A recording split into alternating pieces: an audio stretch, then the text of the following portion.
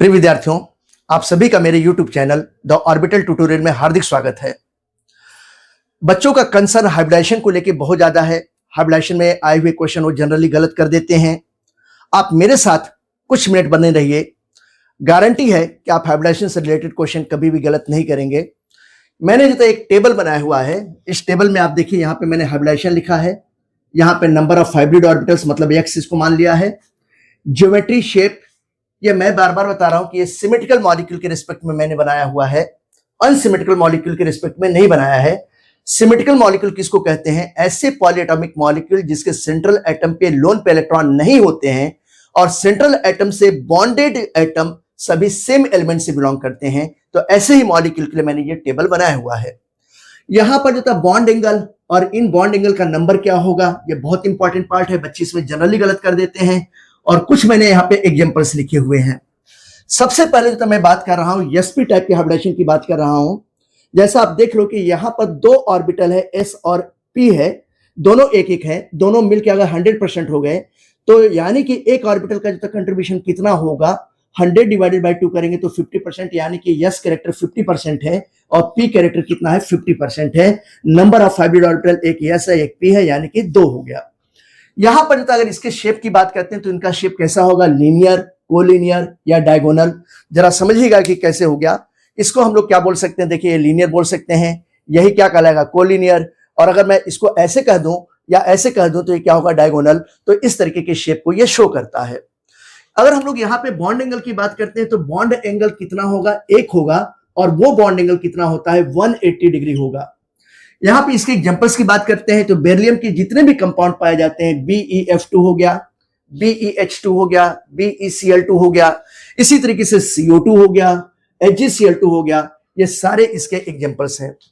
अब दूसरे टाइप के हाइब्रिडेशन की बात करता हूं। यहां पे देखिए sp2 टाइप का हाइब्रिडेशन है।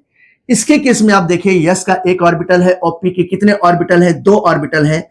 तो 1 और +2 मिलकर कितना हो गया, 3। तो नंबर ऑफ टोटल ऑर्बिटल कितने हो गए, 3 हो गए। अब ये 3 ऑर्बिटल मिलके कितना हो गया, 100% बना रहे हैं। तो एक ऑर्बिटल का कितना कंट्रीब्यूशन होगा, 100 डिवाइडेड बाय 3 करेंगे, यानी कि 33.33% यस कैरेक्टर हुआ। पी के 2 ऑर्बिटल है तो 33.33 में अगर 2 से मल्टीप्लाई कर देंगे तो लगभग 67% होगा। इसके शेप की मैं बात करता हूं तो इसका शेप कैसा होगा, ट्राइगोनल प्लेनर होगा, या इसी शेप को आप कह सकते हैं ट्राइएंगुलर प्लेनर, ये शेप हम लोग कह सकते हैं। इसमें नंबर ऑफ बॉन्ड एंगल कितने होंगे, नंबर ऑफ बॉन्ड एंगल 3 होंगे और सारे बॉन्ड एंगल 120 डिग्री के होंगे। अगर इसके एग्जांपल्स की बात करता हूं तो इसके एग्जांपल्स कौन से हैं, बोरॉन के जितने भी कंपाउंड्स हैं, BF3, BCl3, BH3 हो गया, इसी तरीके से AlCl3 है, सल्फर ट्राइऑक्साइड SO3 हो गया, कार्बोनेट आयन है, ये सब सारे इसी शेप वाले होते हैं और इनमें sp2 टाइप का ही हाइब्रिडेशन पाया जाता है। अगर हम लोग sp3 टाइप के नेक्स्ट हाइब्रिडेशन की बात करता हूं तो ये sp3 टाइप का हाइब्रिडेशन है।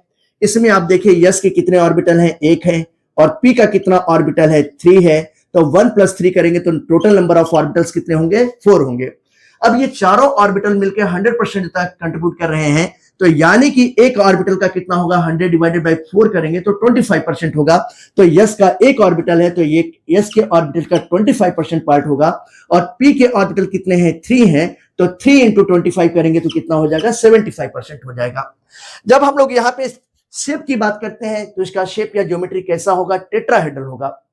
प्लेनर नहीं कहेंगे, क्यों नहीं कहेंगे, क्योंकि अभी तक जो था लीनियर और ट्राइगोनल ये 2D पर थे, 2 डायमेंशनल थे, लेकिन जो टेट्राहेड्रल होता है वो 3 डायमेंशन पे आ जाता है। तो वो सारे के सारे सेम प्लेन पे नहीं पाए जाते हैं, इसलिए टेट्राहेड्रल केवल कहेंगे, टेट्राहेड्रल प्लेनर कहना गलत होगा।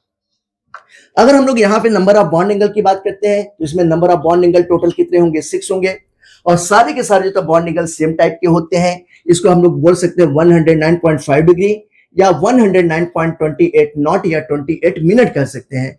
एक्चुअली जो 30 मिनट होता है या 30 नॉट होता है, ये 0.5 के आसपास होता है, 0.5 होता है एग्जैक्टली एक्चुअली। तो ये जो 28 नॉट है तो 0.5 से थोड़ा सा कम होगा, लेकिन इसको जो है राउंड फिगर में 109.5 बोल देते हैं। अगर ऐसे मॉलिक्यूल्स का एग्जांपल हम लोग लेते हैं तो कार्बन के बहुत सारे कंपाउंड जैसे CH4 हो गया, CCl4 हो गया, CF4 हो गया, सिलिकॉन टेट्राहाइड्राइड हो गया, SiF4 हो गया, SiCl4 हो गया, अमोनियम आयन हो गया, सल्फेट आयन है, परमैंगनेट आयन है, मैंगनेट आयन है, ये सब सारे के सारे जो है इसी तरीके की ज्योमेट्री को शो करते हैं और इनमें sp3 टाइप का ही हाइब्रिडाइजेशन पाया जाता है। नेक्स्ट हाइब्रिडाइजेशन की मैं बात करता हूं तो नेक्स्ट हाइब्रिडाइजेशन sp3d है। इसके केस में आप देख रहे हैं कि यस का एक ऑर्बिटल पार्टिसिपेट कर रहा है, पी के कितने ऑर्बिटल पार्टिसिपेट कर रहे हैं, ये कर रहा है 3 ऑर्बिटल, और डी का कितना कर रहा है, 1 ऑर्बिटल। तो 3 + 1 4 + 1 कितना हो गया 5, तो नंबर ऑफ हाइब्रिड ऑर्बिटल कितना होगा 5 होगा। अब ये पांचों ऑर्बिटल मिलकर 100% कंट्रीब्यूट कर रहे हैं, तो एक ऑर्बिटल का कंट्रीब्यूशन कितना होगा, 100 डिवाइडेड बाय 5 करेंगे तो 20% होगा। तो यस का एक ऑर्बिटल है, ये 20% हो गया। पी के कितने ऑर्बिटल हैं, 3 ऑर्बिटल हैं, तो 20 × 3 करेंगे तो कितना होगा, 60% हो जाएगा। डी का एक ऑर्बिटल है, ये भी कितना होगा, 20% होगा। अगर हम लोग इसके शेप ज्योमेट्री की बात करते हैं तो इसका शेप कैसा होगा, ट्राइगोनल बाइपिरामिडल शेप होगा। ट्राइगोनल बाइपिरामिडल शेप, ये देखिए ट्राइगोनल बाइपिरामिडल शेप। अगर हम लोग यहाँ पे नंबर ऑफ बॉन्ड एंगल की बात करते हैं तो यहाँ पे total number of bond angle कितने पाए जाएंगे, ये 10 होंगे, जिसमें से 6 बॉन्ड एंगल 90 डिग्री के होते हैं, 3 बॉन्ड एंगल 120 डिग्री वाले होते हैं, और एक बॉन्ड एंगल कितना होगा, 180 डिग्री का होगा। ये 3 डायमेंशनल बॉन्ड एंगल के नंबर्स हैं, टोटल याद रखिएगा, ये बहुत इंपॉर्टेंट है, बच्चे जनरली गलत कर देते हैं। फिर से मैं आपको बता रहा हूं कि 6 बॉन्ड एंगल 90 डिग्री वाले होते हैं, 3 बॉन्ड एंगल 120 डिग्री वाले होते हैं, और एक बॉन्ड एंगल 180 डिग्री वाला होता है। अगर ऐसे मॉलिक्यूल्स का एग्जांपल देखा जाए तो PCl5, AsF5, PF5, SbF5, ऐसे जो था सारे के सारे कंपाउंड्स मॉलिक्यूल्स ये sp3d टाइप के हाइब्रिडाइजेशन को शो करते हैं।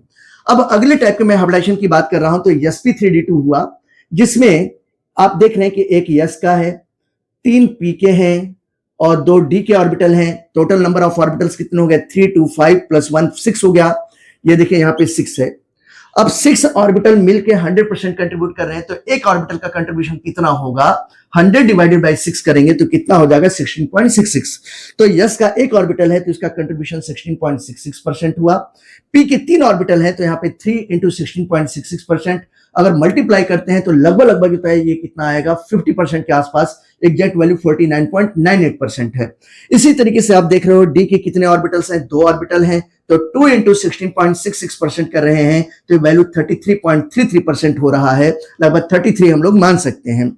अगर हम लोग इसके ज्योमेट्री की बात करते हैं तो इसका ज्योमेट्री कैसा होगा, ऑक्टाहेड्रल होगा। अगर हम लोग number of bond angle 3 dimension में देखते हैं तो total number of bond angle कितने होते हैं, 15 होते हैं। इन 15 बॉन्ड एंगल में 12 बॉन्ड एंगल 90 डिग्री वाले होते हैं, 3 बॉन्ड एंगल 180 डिग्री वाले होते हैं। 12 + 3 कितना हो गया, 15 हो गया। ये बातें ध्यान रखिएगा। अगर हम लोग इसके एग्जांपल की बात करें तो देखिए SF6 हो गया, SeF6 हो गया, TeF6 हो गया, टंगस्टन का हेक्साफ्लोराइड हो गया, मॉलिब्डेनम का हेक्साफ्लोराइड हो गया, फास्फोरस का हेक्साफ्लोराइड होता है जिसपे एक नेगेटिव चार्ज है, ये हो जाएगा। AlF6 उस पे 3 नेगेटिव चार्ज है, ये हो जाएगा। SiF4 इस पे 2 नेगेटिव चार्ज है, ये हो जाएगा। यानी कि कहने का मतलब है कि जितने भी आइसो इलेक्ट्रॉनिक स्पीसीज हैं वो सब सारे के सारे हो जाएंगे, ये बात आप ध्यान रखिएगा। अब इसी तरीके से अगर हम बात करते हैं यहाँ पर sp3d3 टाइप के हाइब्रिडाइजेशन के बारे में, तो यहाँ पे यस के एक ऑर्बिटल है, पी के कितने ऑर्बिटल है, 3 है, डी के कितने ऑर्बिटल है, 3 है। तो टोटल नंबर ऑफ ऑर्बिटल कितना होगा, 3 + 3 6 + 1 कितना हो गया, 7। तो टोटल नंबर ऑफ ऑर्बिटल कितने हैं, 7 है। अब 7 ऑर्बिटल मिलकर जो था 100% पार्ट का कंट्रीब्यूशन कर रहे हैं, तो एक ऑर्बिटल का कंट्रीब्यूशन कितना होगा, 100 डिवाइडेड बाय 7 करेंगे तो 14.28% हो जाएगा। तो यस एक ऑर्बिटल है, 14.28% हुआ। पी के 3 ऑर्बिटल हैं तो 3 × 14.28 करेंगे तो लगभग ये 42.84, लगभग 43 के आसपास आप ले सकते हो। और डी के भी कितने ऑर्बिटल हैं, 3 ऑर्बिटल्स हैं, तो 3 × 14.28 यानी कि ये भी लगभग कितना होगा, 43 के आसपास, एग्जैक्ट वैल्यू 42.84 है। अगर इसके हम लोग ज्योमेट्री की बात करते हैं, शेप की बात करते हैं, तो पेंटागोनल बाइपिरामिडल ये होगा। इसमें total number of bond angle की बात करते हैं 3 डायमेंशन में, तो total number of bond angle कितना होगा, 21 होगा, जिसमें से 90 डिग्री वाले 10 बॉन्ड एंगल होंगे, 72 डिग्री वाले आप देखो 5 बॉन्ड एंगल होंगे। इसी तरीके से 144 डिग्री वाले कितने होंगे, 5 बॉन्ड एंगल होंगे, और 180 डिग्री वाले कितने होंगे, 1 होगा। तो अगर टोटल ऐड कर दिया है तो 10 + 5 15 + 5 20 20 + 1 कितना हो गया, 21 हो गया। अगर ऐसे मॉलिक्यूल्स का एग्जांपल देखा जाए तो ऐसे मॉलिक्यूल्स क्या हैं, आयोडीन का हेप्टाफ्लोराइड हो गया, रेडियम का हेप्टाफ्लोराइड हो गया, ये सब सारे हो गए। यहां पे मैं एक बात और क्लियर करना चाहता हूं कि जो सिमेट्रिकल मॉलिक्यूल है, सिमेट्रिकल मॉलिक्यूल के लिए ही ज्योमेट्री शेप होता है और शेप भी जो होता है ज्योमेट्री होता है।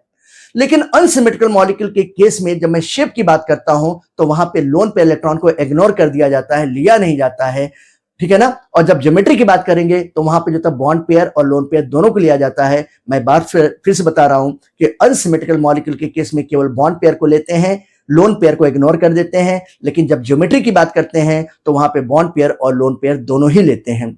ऐसे ही कुछ इंपॉर्टेंट इंफॉर्मेशन के लिए आप मेरे यूट्यूब चैनल से कनेक्टेड रहिए। Okay, thank you for watching.